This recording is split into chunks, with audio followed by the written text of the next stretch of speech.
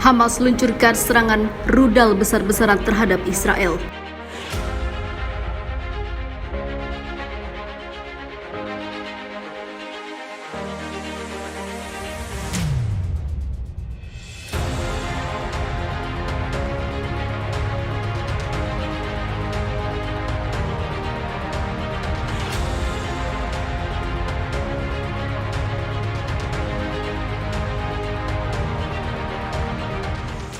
Kelompok Hamas telah memperingatkan sebelumnya bahwa mereka bisa membakar seluruh kota-kota yang diduduki Israel dengan serangan rudal besar-besaran jika rezim di Tel Aviv bertindak atas ancamannya untuk menghabisi salah satu pemimpin dari kelompok perlawanan Palestina itu.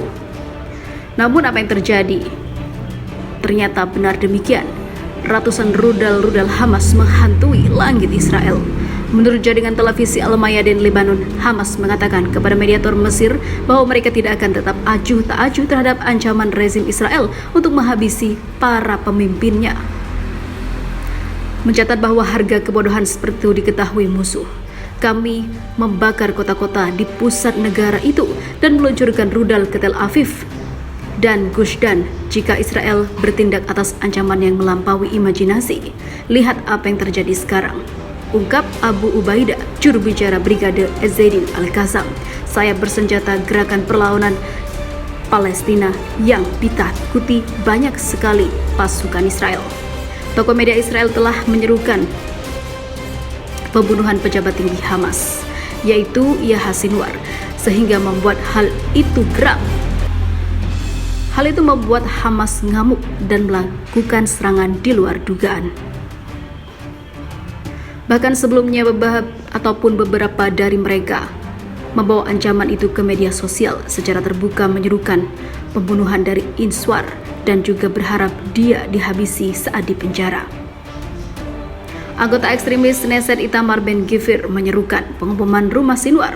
Pesawat-pesawat angkatan udara sekarang harus meluncurkan rudal ke rumah Yahya untuk melakukan pembalasan atas Hamas, ungkapnya.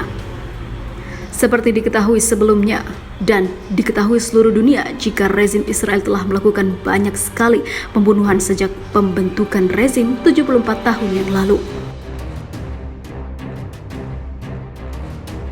Ketegangan meningkat di seluruh wilayah Palestina yang diduduki sejak bulan lalu di tengah meningkatnya kekerasan Israel terhadap serangan harian pemukim Palestina dan Israel ke komplek Masjid Al-Aqsa di timur Al-Quds, ungkapnya.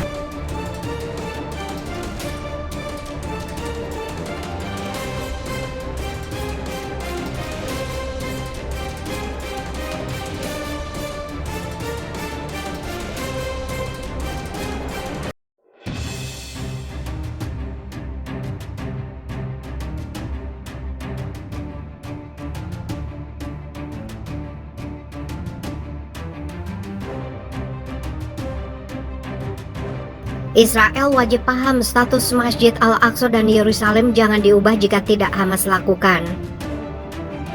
Pemimpin Hamas Ismail Haniyeh mengancam akan melancarkan aksi balasan terhadap Israel jika negara tersebut berani mengubah status quo Masjid Al-Aqsa dan Yerusalem. Hal itu disampaikan Haniyeh saat peringatan 35 tahun berdirinya Hamas. Kami benar-benar tidak akan mengizinkan implementasi rencana Zionis di Masjid Al-Aqsa atau di Yerusalem secara lebih luas. Pedang Yerusalem belum dan tidak akan disarungkan, kata Haniyeh dalam pidatonya dikutip laman Time of Israel.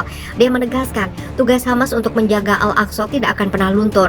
Hamas telah membuat kesepakatan dengan rakyat kami atas Masjid Al-Aqsa yang diberkati, telah menjaga kedalaman rasa hubungan Islam dengan Yerusalem dan Al-Aqsa. Komentar Haniyeh muncul di tengah kekhawatiran atas penunjukan pemimpin sayap kanan Partai Otzma Yehudit Itamar Ben-Gvir sebagai Menteri Keamanan Nasional Israel dalam pemerintahan baru di bawah kepemimpinan Benyamin Netanyahu.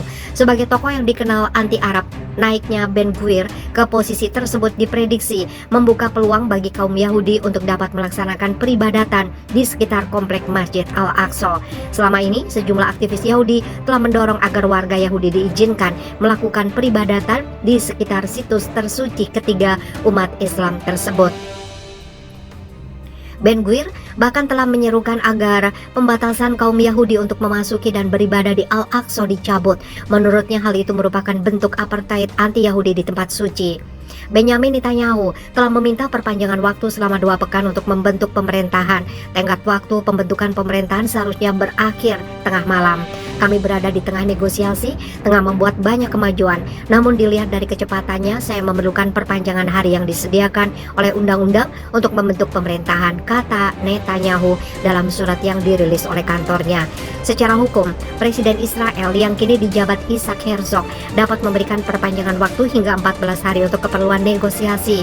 Partai Likud yang dipimpin Netanyahu telah menandatangani kesepakatan koalisi dengan 3 partai ekstrem kanan, yaitu Religious Zionism, Jewish Power, dan Noam. Pada pekan lalu, Likud mengumumkan kesepakatan dengan partai keempat yaitu SAS, tapi kesepakatan dengan SAS dan blok ultra-ortodok lain, United Torah Judaism, bersifat sementara, bukan kesepakatan koalisi yang mengikat. Masih ada masalah yang belum terselesaikan terkait alokasi posisi, tulis Netanyahu dalam suratnya kepada Isaac Herzog, mencatat sifat prematur dari perjanjian SAS dan United Torah Judaism. Sebelumnya, beberapa analis politik memperkirakan Netanyahu tidak akan memerlukan waktu lama untuk mengumumkan pemerintahan barunya setelah menerima mandat pembentukan dari presiden. Namun melihat situasi saat ini, pembicaraan koalisi terbukti rumit. Netanyahu terpaksa memberikan portofolio sensitif kepada tokoh kontroversial, termasuk pemimpin ekstremis dari Jewish Power, Itamar Ben-Gvir. Tokoh yang dikenal dengan retorika anti-Arab itu akan menjadi Menteri Keamanan Nasional. Artinya, Ben-Gvir bakal bertanggung jawab atas polisi perbatasan di tepi barat yang diduduki. Penunjukannya sebagai Menteri Keamanan Nasional Israel telah memicu kekhawatiran di antara kalangan masyarakat Palestina. Sementara itu, alokasi portofolio Netanyahu untuk anggota partainya sendiri juga belum diselesaikan. Komplikasi lainnya adalah bahwa pemimpin partai SAS, Aryeh Deri, telah dihukum karena pelanggaran pajak. Menurut Jaksa Agung Israel, karena terbelit kasus tersebut, Deri dilarang bertugas di kabinet. Parlemen Israel, di mana Netanyahu dan sekutunya sekarang mengendalikan mayoritas, mungkin berusaha untuk meloloskan undang-undang yang memungkinkan Deri bertugas di kabinet sebelum memperkuat kesepakatan koalisi. Di bawah perjanjian SAS Likud sementara, Deri akan menjadi Menteri Dalam Negeri dan Menteri Kesehatan di pemerintahan Netanyahu berikutnya. Dia pun ditunjuk sebagai Wakil Perdana Menteri.